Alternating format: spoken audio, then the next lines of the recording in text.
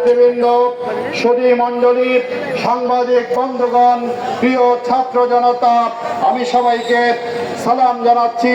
আসসালামু আলাইকুম ওয়া রাহমাতুল্লাহ। এবং আপনাদেরকে ছাত্র শিবিরের একজন প্রাক্তন কর্মী হিসেবে আজকের এই বর্ণাঢ্য প্রতিষ্ঠা বার্ষিকী উপলক্ষে সকলকে আমি হৃদয় নিংড়ানো ভালোবাসা এবং শুভেচ্ছা জানাচ্ছি।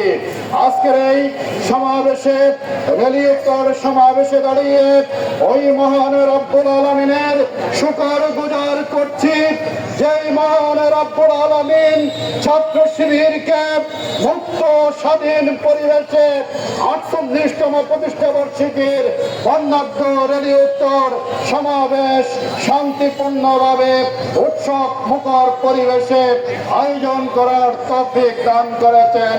আমরা সকলে শুকরিয়া আদায় করি। আলহামদুলিল্লাহ, আলহামদুলিল্লাহ, আলহামদুলিল্লাহ।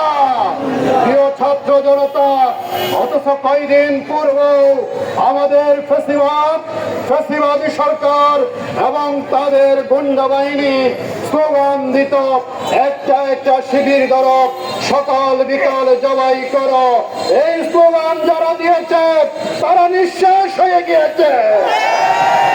আমি ছাত্রদের প্রিয় কাফেলা ছাত্র শিবির বাংলাদেশের ছাত্র জনতার হৃদয়ের সিংহাসনে আজকে আসন করে নিয়েছে। প্রিয় ছাত্র জনতা, আপনারা জানেন ছাত্র শিবির প্রাচ্যের অক্সফোর্ড খ্যাত ঢাকা বিশ্ববিদ্যালয়ের কেন্দ্রীয় জামে মসজিদে 1977 সালের 6 ফেব্রুয়ারি এক মহান উদ্দেশ্য নিয়ে তার যাত্রা শুরু করেছিল। ছাত্র শিবির তার ঘোষণায় বলেছে, আল্লাহর এই জমিনে সকল প্রকার জুলুম নির্যাতনের মনোচ্ছেদ করে ভ্রাতৃত্বের সৌদের উপর একটি আদর্শ ইসলামী সমাজ গড়ে তোলার মহান লক্ষ্যকে সামনে নিয়েই প্রতিষ্ঠিত হয়েছে বাংলাদেশ ইসলামী ছাত্র শিবির। চমক লাগানো সাময়িক কোন উদ্দেশ্য হাসিলের লক্ষ্য নয়। প্রিয় ভাইয়েরা, ছাত্র শিবির তার প্রতিষ্ঠা লক্ষ্য থেকে এদেশের বিশ্ববিদ্যালয়গুলোতে, এদেশের কলেজ স্কুলগুলোতে পথহারা ঠিক ভ্রান্ত নাস্তিকবাদের আগ্রাসনে পথহারা মাদকের আসক্তির কারণে যারা একনর্মাল জীবনে প্রবেশ করেছিল, ছাত্র সমাজ যখন আপনার what is God, God is nothing, there is no God in the world, এই স্লোগান দিয়ে নাস্তিকবাদের দিকে ঝুঁকে পড়েছিল, এই ছাত্র সমাজকে তাওহীদের ইসলামের মুক্তির সমাহার পথে আহ্বান করে আজকে বাংলাদেশে পথহারা ছাত্র সমাজকে মুক্তির সন্ধান দিয়েছে ছাত্র শিবির। প্রিয় ভাইয়েরা আমার, আজকে তাই আমরা বলতে চাই, বাংলাদেশে একটি বৈষম্যহীন সমাজ, একটি ন্যায় ইনসাফ ভিত্তিক সমাজ প্রতিষ্ঠার জন্য বাংলাদেশের হতাশাগ্রস্ত দিকভ্রান্ত মানবতা তাকিয়ে আছে ছাত্র শিবিরের দিকে। গত জুলাই বিপ্লবে আমাদের বীর ছাত্র জনতা জীবন দিয়েছে, রক্ত দিয়েছে। শহীদ আবু সাঈদ, শহীদ মীর মুগ্ধ, কক্সবাজারের শহীদ হাসান হাবিব হাসান সহ প্রায় 2 সহস্রাধিক জীবনের বিনিময়ে হাজার হাজার ছাত্র জনতা, কৃষক, শ্রমিক, মেহনতি জনতার আহত পঙ্গুত্ব বরণের বিনিময়ে বাংলাদেশের সিংহাসনে অবৈধভাবে চেপে বসা ফ্যাসিবাদী খুনি ডাইনি শেখ হাসিনার পতন হয়েছে। আমাদের বীর ছাত্র জনতার স্লোগান ছিল, আমরা বৈষম্যহীন সমাজ চাই, আমরা মেধার ভিত্তিতে চাকরি চাই, আমরা ন্যায় বিচার চাই, we want justice, we want justice. এই স্লোগান দিয়ে বীর ছাত্র জনতা ফ্যাসিবাদের শিকড়কে উপড়ে ফেলেছে। রক্তের বিনিময়ে এই নতুন বাংলাদেশ ছাত্র জনতা আমাদেরকে উপহার দিয়েছে।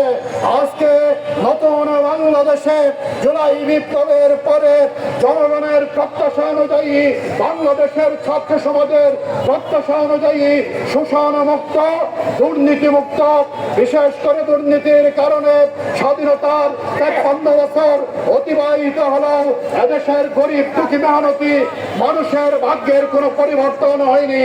এদেশের গরিব দুঃখী মেহনতি মানুষের মুখে হাসি ফুটানোর জন্য, অর্থনৈতিক মুক্তির জন্য এবং এই দেশের স্বাধীনতা সার্বভৌমত্বকে যারা গ্রাস করতে চায়, আধিপত্যবাদী শক্তির রক্ত চক্ষুকে উপেক্ষা করে স্বাধীনভাবে বিশ্ব মানচিত্রে মাথা উঁচু করে একটি সমৃদ্ধ স্বাধীন গণতান্ত্রিক বাংলাদেশ গঠন করার জন্য জাতি থাকিয়ে আছে ছাত্র শিবিরের দিকে। আমার তাই আসুন, আজকে একজন ছাত্র শিবিরের প্রাক্তন কর্মী হিসেবে আপনাদেরকে আমরা বলতে চাই, আপনাদেরকে সবার আগে বেশি বেশি করে পড়ালেখা করতে হবে, মাতা পিতার প্রত্যাশা অনুযায়ী নিজের ক্যারিয়ার গঠন করতে হবে, আপনাদেরকে চরিত্র গঠন করতে হবে, এমন চরিত্র যেই চরিত্র সবসময় আল্লাহর ভয়ে ভীত থাকে, যার সামনে যেই চরিত্র একটি গুরুত্বপূর্ণ চেয়ারে বসার পর লক্ষ কোটি টাকার যদি অফার আসে সেটিকে বৃদ্ধাঙ্গুলে দেখিয়ে তাকওয়ার, সততার উজ্জ্বল দৃষ্টান্ত স্থাপন করবে এমন চরিত্র আমাদেরকে অর্জন করতে হবে। আমার আজকে ছাত্র শিবিরের বিরুদ্ধে অনেক অপপ্রচার, ছাত্র শিবিরকে নানাভাবে তথ্য সন্ত্রাসের মাধ্যমে আক্রান্ত করা হয়, যেসব অভিযোগ ছাত্র শিবিরের বিরুদ্ধে আনা হয়, আমরা চ্যালেঞ্জ দিয়ে বলতে পারি ছাত্র শিবিরের বিরুদ্ধে এই সকল অভিযোগ অপবাদ ছাড়া আর কিছু নয়।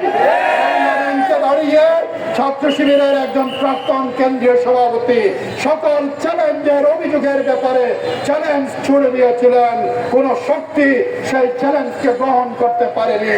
আজকে তাই আমাদের যে সকল যুবক মাদকের কারণে আজকে পথহারা, আমাদের অভিভাবকেরা আজকে ছাত্র শিবিরকে ওই সকল মাদকাসক্ত যুবকের নিরাময়ের জন্য আপনার এই রিহ্যাবিলিটেশন সেন্টার গুলো আছে, এগুলির চেয়েও ছাত্র শিবিরকে নিরাপদ মনে করে।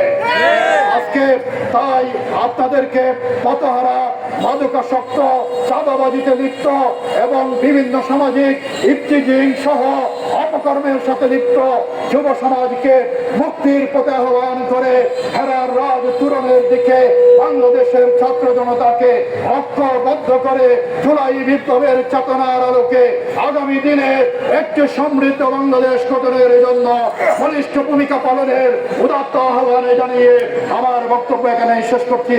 আল্লাহ হাফেজ। বাংলাদেশ জিন্দাবাদ। বাংলাদেশ ইসলামী ছাত্র শিবির জিন্দাবাদ।